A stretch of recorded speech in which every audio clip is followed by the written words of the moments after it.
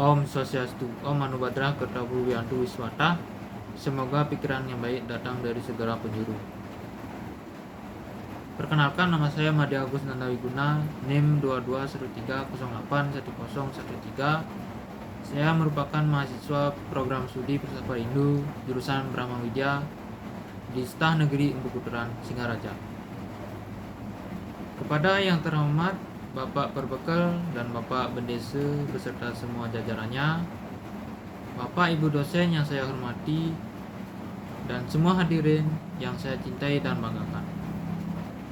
Puja dan puji syukur saya panjatkan kehadiran Ida Sang Hyang Widi Wase, Tuhan Yang Maha Esa. Karena atas berkat dan rahmatnya, saya diperkenankan untuk menyampaikan materi tentang karya seni dan budaya seksualitas di Candi Suko dalam perspektif Hindu.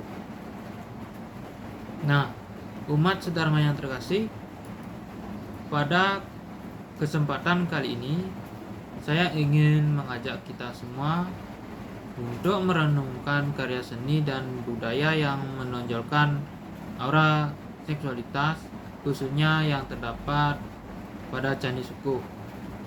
Candi Suko yang terletak di lereng Gunung Lawu, Jawa Tengah adalah salah satu peninggalan Hindu yang menarik dan kontroversial karena penggambaran seksualitas yang eksplisit dalam relief dan patung-patungnya. Candi Suko dibangun pada abad ke-15 Masehi pada masa akhir kerajaan Majapahit. Candi ini terkenal dengan arsitektur dan simbolisme yang tidak biasa.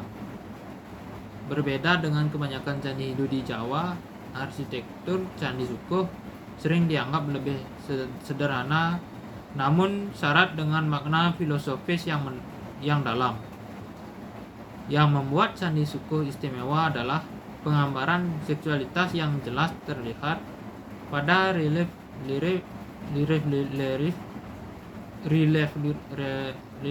dan patung-patungnya.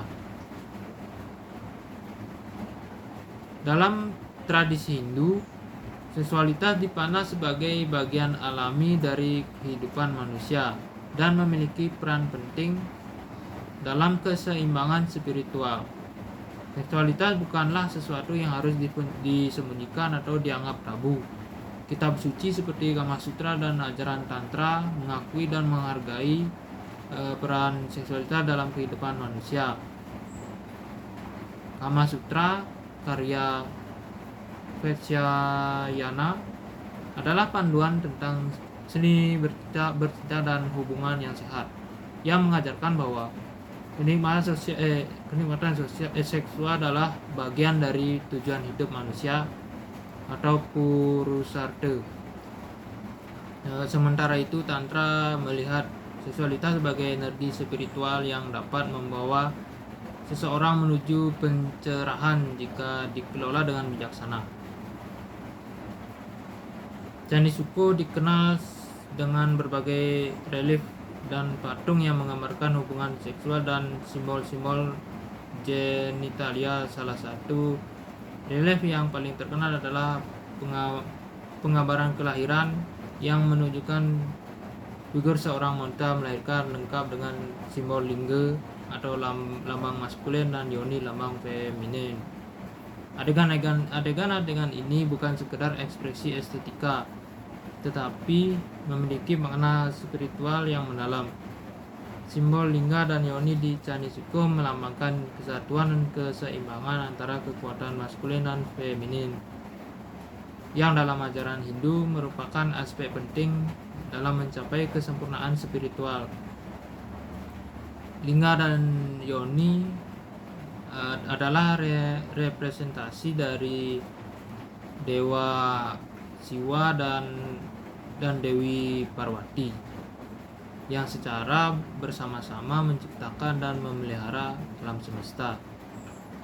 Nah, dalam salah satu sloka Sanamuscaya menyebutkan sebagai berikut: Dharmaca artaca kamaca titayam jihvite palam etat trayam avaptavyam adharma parivarjitam, yang berarti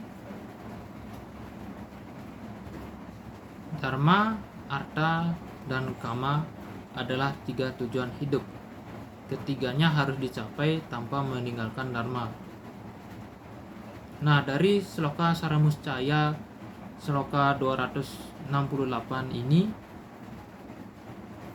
mengajarkan pentingnya mencapai 3 tujuan hidup atau purusartha, yaitu dharma atau kebajikan,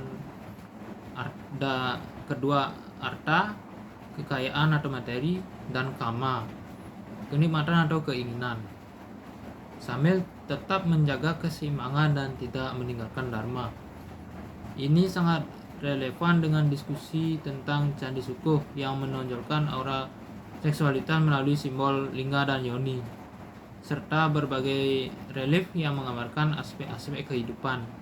Seni di Candi Sukuh mengajarkan bahwa kama sebagai bagian dari kehidupan harus dijalani dengan bijak dalam keseimbangan dengan dharma dan artha. Candi ini mencerminkan pandangan bahwa kenikmatan hidup bukanlah sesuatu yang harus dihindari, tetapi harus dipahami dan dijalani dengan kesadaran moral yang tinggi. Penggambaran seksualitas di Candi Sukuh bukanlah sesuatu yang vulgar atau pornografis. Sebaliknya, ini adalah bentuk pengajaran spiritual dan filosofi kehidupan yang mendalam. Relief dan patung ini mengingatkan kita pada pentingnya keseimbangan antara energi maskulin dan feminin dalam kehidupan manusia. Mereka juga menekankan bahwa seksualitas adalah bagian dari jalan menuju pencerahan spiritual. Dalam konteks tantra, energi seksual dianggap sebagai salah satu bentuk energi yang paling kuat yang bisa digunakan untuk mencapai kesadaran yang lebih tinggi. Ajaran tantra menekankan pentingnya memanfaatkan energi ini dengan cara yang suci dan bermakna untuk mencapai keselarasan dan keseimbangan dalam kehidupan. Penggambaran seksualitas di Candi Sukuh juga berfungsi sebagai alat pendidikan. Masyarakat pada masa itu mungkin memahami ajaran spiritual melalui simbol-simbol visual yang ada di candi. Nah, dengan cara ini, seni di Candi Sukuh mengajarkan bagaimana seksualitas bisa dihormati dan dilihat sebagai sesuatu yang suci. Candi Sukuh juga mengingatkan kita akan pentingnya penghormatan terhadap tubuh manusia sebagai tempat bersemayamnya energi ilahi. Penghargaan terhadap tubuh dan seksualitas adalah salah satu cara untuk menghormati ciptaan Tuhan. Penggambaran seksualitas dalam seni Hindu bukanlah sekedar ekspresi estetika, tetapi juga manifestasi dari ajaran-ajaran filosofis yang mendalam. Dalam Tantra misalnya terdapat ajaran bahwa energi seksualitas dapat diubah menjadi kekuatan spiritual yang besar jika dikelola dengan baik. Melalui seni seperti patung dan relief, Hindu juga menunjukkan bagaimana seksualitas dapat menjadi jembatan menuju pemahaman yang lebih dalam tentang diri dan dunia. Seni ini mengajak kita untuk merenungkan peran seksualitas dalam kehidupan kita dan bagaimana kita mengintegrasikannya dengan bijaksana.